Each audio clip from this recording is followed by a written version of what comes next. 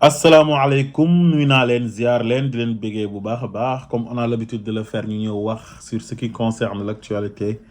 politique sénégalaise tey nag dañuy wax ci li ñu gis fan yi yëpp ci réseaux sociaux yi ñu ne ministre de la jeunesse et des sports bu bees bi tudd Ciré Clotilde Coly nee nañ dafa am ay nit yoo xam ne dañ koy attaqué ci physique am ak nu mu watee bopp bi ak accoutrement am mu nekk loo xam ne nag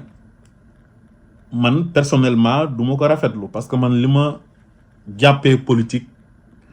du ay xasante du ay saagante ay argument te gëm naa ne tamit nit su fekkee dañ laa fal moo xam ministre la moo xam directeur wala ndomba tànk bu ñu la manti jox pour nga servir sa réew man dama jàpp ne compétence bi mooy compter quoi mais du physique bi wala ni ngay soloo wala ni ngay watoo waaye nag Sénégal loolu yàgg na fi am Sénégal moom mooy réew boo xam ne boo réyee ñu ne da ngaa rëy boo sewee ñu ne da ngaa sew boo xeesee ñu ne la sa xonqaay bi boo ñuulee ñu ne la sa ñuulaay bi sa bopp bi bu amee yenn forme yi ñu xasee la ko wala sa bopp bi dafa gudd wala sa bopp bu rëy bi noo manti mel dinañ la utal benn sikk même boo rafetee sax bu ñu lay xas dinañ ut benn sikk bu ñu la xasee waaye nag mbir mi dafa am ay politiciens yu bon yu nekk Sénégal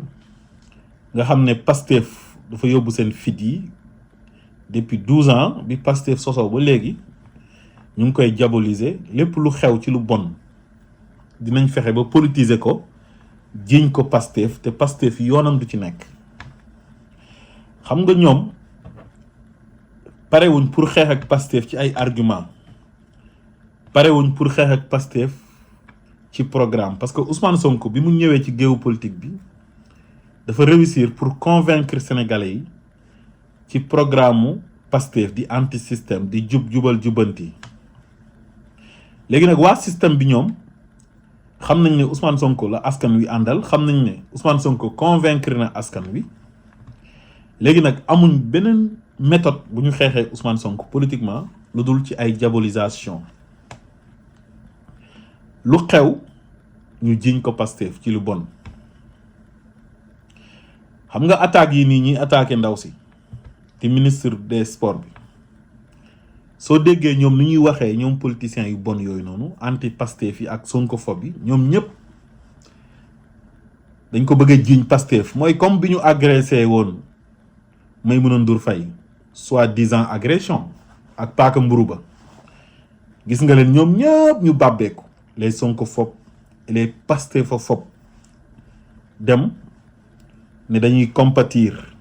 ne dañuy ñaawlu agression Maïmouna Ndour Faye bi mais ni ñu doon waxee ñoom ñëpp ci benn côté lañ ko jëmee mooy bëgg a jël benn parti diaboliser ko ne parti boobu parti bu violent la te parti boobu amul kenn ku fa mas a def ay acte de violence waaye au contraire violence bi ci ñooñ lañ ko doon gisee moo xam Barthélemy Diaz mu fi génnee woon fetal ray fi Ndiaga Diouf demoon na ci mbiru Maïmouna Ndour Faye bi di ko politiser te moom moo ñëw infiltrer Pastef Ousmane Sonko wóolu ko ba def ko maire de Dakar ci influence am mu war ko ba pare ëlbatiku ne day xeex ak Ousmane Sonko te mësul gis fu Ousmane Sonko saaga mësul gis fu Ousmane Sonko génnee arme te moom saaga na fi ndey ay yoon génnee na fi arme ba rey fi nit kon kooku su ñuy wax violence moom mooy violence moom soo jëlee waa APR yi di waa kër Macky Sall yi ñoom violence verbale ak violence physique ci ñoom la fekk baax ñoo fi doon recruter ay nervi ñuy rey nit ñi di torturer nit ñi malheureusement li taxoon ñu fal Diomaye pour mu ñëw lijjanti leen Diomaye dafa ñëw ndeke moom système bi la gëmul anti système moom it dafa infiltré woon Pastef ba Ousmane Sonko am ci moom confiance ba def ko candidat ci influence Ousmane Sonko mu faloo ci au premier tour avec 54,28% mu wor Ousmane Sonko wor ñi ko voté loon def détournement de suffrage ak escroquerie politique def coup d'état électoral maanaam ñi ko fal moom da leen a coup d'état moom parce que li taxoon ñu fal ko def ko soo gisee attaques yi nii sax li ko waral mooy ñu bëri dañoo mer ba tax na dañ koy sippee koo xam ne sax yoonam nekku ci parce que tey bu ñu dóoree Sénégal wala Sénégal dem def résultat yoo xamante ni yu bon la loolu ministre bi mënu ci dara yoonam nekku ci ministre bi coordonnatrice la rek day coordonner rek mais nekkul ne mooy nekk ci terrain bi di football nekkul ne mooy entraîneur bi bokkul ci fédération bi kon moom yoonam nekku ci mais nit ñi des fois dañuy toll foo xamante ni ci déception des fois dañ koy sippee koo xam ne sax yoonam du ci nekk. Anta Babacar Ngom tamit gis nañ ko mu ciy profito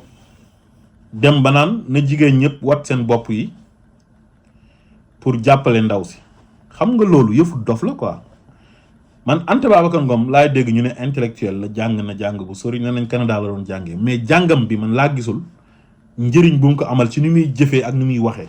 Anta papaam moo am tur di Babacar Ngom mu profitoo ci loolu ne day def politique waaye xamul sax lan mooy politique Anta amul sax culture générale. Anta tey boo ko laajoon ci président yi weesu li ko dalee ci Senghor ba ci Macky Sall ak événement politique yi am Sénégal mënu la cee wax dara ci lu ma jàpp te masul wax loo xamante ni xam-xam lay doon lu nit ñi mën a jëriñoo. yow Sénégal ñi ëpp ci jigéen ñi léegi dañuy muuru bi sax léegi modd la di sellal parce que majorité bi ay jullit lañ. jigéenu jullit dans les normes warul def boppi nen parce que loolu aay alxuraan la boo xamante ni bu wér la. yonent bi sallallahu alayhi wa sallam moom la yàlla wax ci alxuraan ne ko yaayoon nabi xul li azwaajika wa banaatika wa nisaa'il muminina yudniina alayhinna min jalaabibihinna waxal sa ay soxna ak sa njaboot ak jigéenu jullit ñi ñuy muur seen ay cër. donc kon yow su fekkee da ngaa nekk jullit boo xamante ni fausse musulman nga doo muuru kooku yow la suñu yoon nekku ci ñun. su fekkee da ngay watu di politiser ay attaques yi nga xam ne ñu ngi koy attaqué ministre bu bees bi di nekk ministre de la jeunesse et des sports ba tax nga naan na jigéen ñi watu yow booy watu nga watu mais ñeneen ñi moom bu leen watuloo. nit mën na jàppale ministre bi ci ay attaques te du watu jarul muy wat boppam mën na ko condamné rek ñaawlu ko mais dem ba naan na nit ñi watu pour jàppale ministre bi loolu mooy lan. xam nga mbir mi fi ngeen koy yóbbu dafa àggul foofu te gis nga bi Pastef nekkee dans le gouvernement su fekkoon li dal ministre bii nii moo dal Khady Diène Gaye mi nga xam ne moom la remplacé ku noonu doo ci dégg Mimi Touré mu ñaawlu ko doo ci dégg Anta Babacar Ngom mu ñaawlu ko politiciens yi nga gis ñu ci profito yépp di ko ñaawlu doo leen ci dégg parce que Pastef la maanaam Pastef mooy parti boo xam ne ñoom dañ kaa bañ leader ba. Anta Babacar Ngom moom dafa ñëw ci politique bi mel ni dañ ko wax na ko yow boo demee da ngaa war a opposer Pastef da nga war a bañ Pastef par force te du wax xam-xam ba pare ñàkk na xorom trop day dem assemblée nationale bi nga xam ne moom dañ ko fal député foofu sax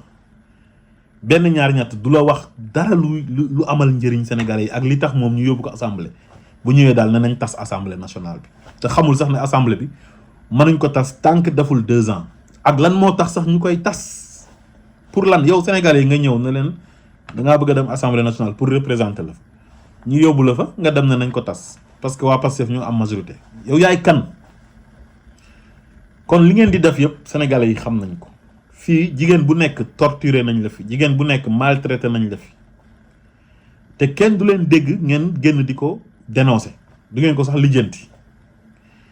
Macky Sall bi mu fi nekkee ñaata jigéenu Pastef la doon jàpp di leen maltraité di yóbbu ci prison yi. Thioro Mandela dafa ëmb ba 10 Macky Sall tëj ko kaso ci ñàkk fayda parce que daf ko enaloon. Mère Amy Dia Macky Sall jàpp na ko tëj ko fi ci 30 000 francs di ko jiiñ ay force spéciale. Macky Sall jàpp na benn famille muy famille honorable Ousmane Fall bu dëkk Gueule Tapée ay liir dont des filles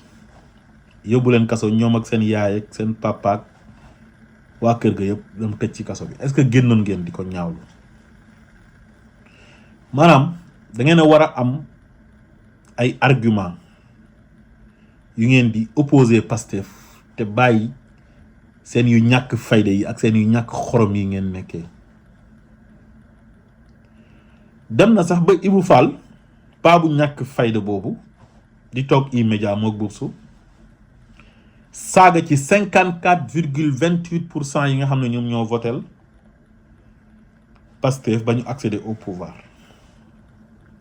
léegi jàppale ministre des sports bii nii ci attaques yi ñu koy attaqué ci ni muy watee boppam bi ak physique am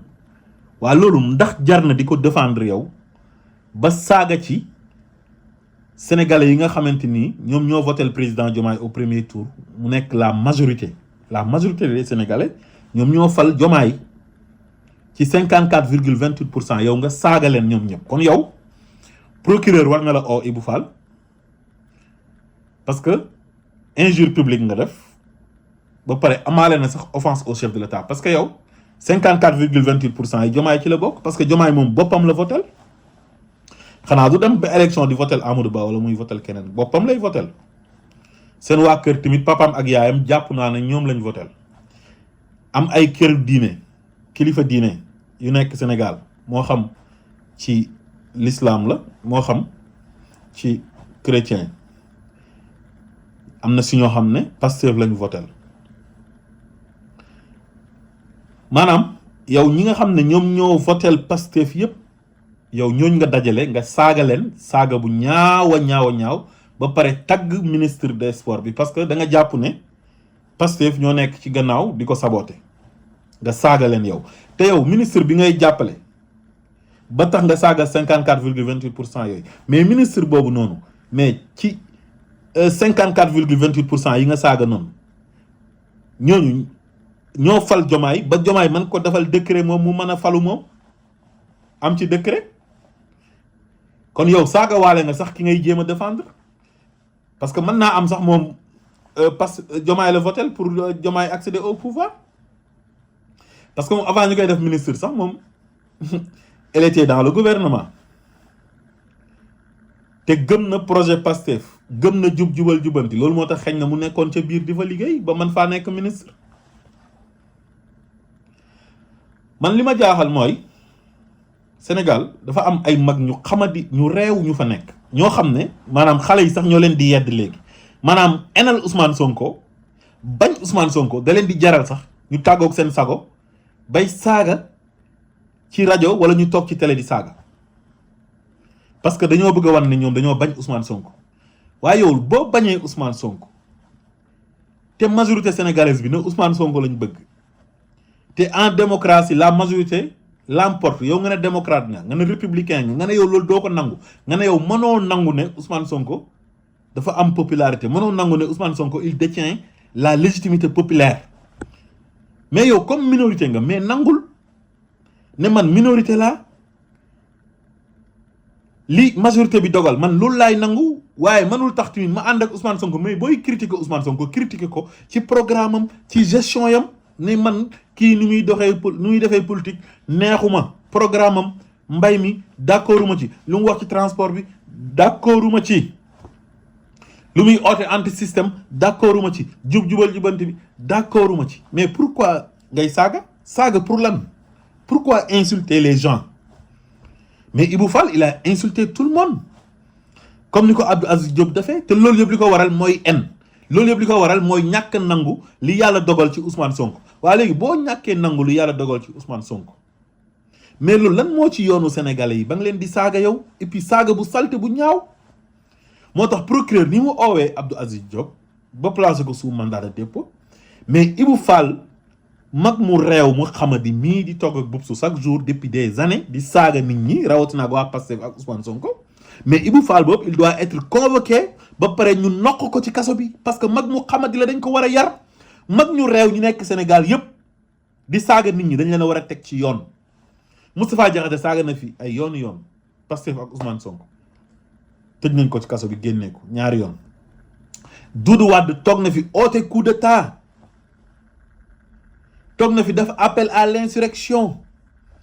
bi mu defee coup d'état bi mujjul fenn appel à l'insurrection bi ak appel à la violence bi moom la mujjee def mooy bi Ousmane Sonko demee ñu def ko président assemblée nationale nee na moom d'accord ci di oo Diomaye pour mu def lu xewoon 1962 ci diggante président Senghor ak président Dia léegi loolu trouble à l'ordre public quoi, appel à la violence parce que da ngaa bañ Ousmane Sonko. mais yéen bu ngeen bañee Ousmane Sonko mais ñun suñ yoon nekku ci nit yàgg na bañ nit mais moom rek lay concerner mais mënul concerner le pays ba tax yow ngay oote instabilité ci réew mi parce que bëggoo Ousmane Sonko. ay nit yoo xam ne tekkiwuñ dara ay politiciens yoo xam ne mënuñoo gagner seen bureau de vote am na si ñoo xam ne nee nañ am nañ parti te kenn xamul seen turu parti am ñoo xam ne kenn xamul seen base politique ci Sénégal kenn xamul fan lañ dëkk ñu bëgg système bi continuer instant bi Diomaye la ñuy tàgg nee nañ parce que Diomaye moo ñëw ànd ak waa système bi jàmbu Pastef gi ko faloon ak Ousmane Sonko léegi ñoom am nañ yaakaar ne Diomaye système bi la gëm day delloo suwaat système bi léegi nag seen xeex bi yëpp ñu ngi ko continuer ci Ousmane Sonko di ko saaga di ko xas suba ngoon guddeeg bëccëg ba bu nekkee président assemblée nationale ñu ne loolu du fi amee mu jaral leen ñu ne dëkk bi dafa war a tàkk ba Doudou Wade toog ci télé di wax président de la république bi nga xam ne moom lañ àndal léegi parce que ci système bi la bokk ne pour mu réquisitionner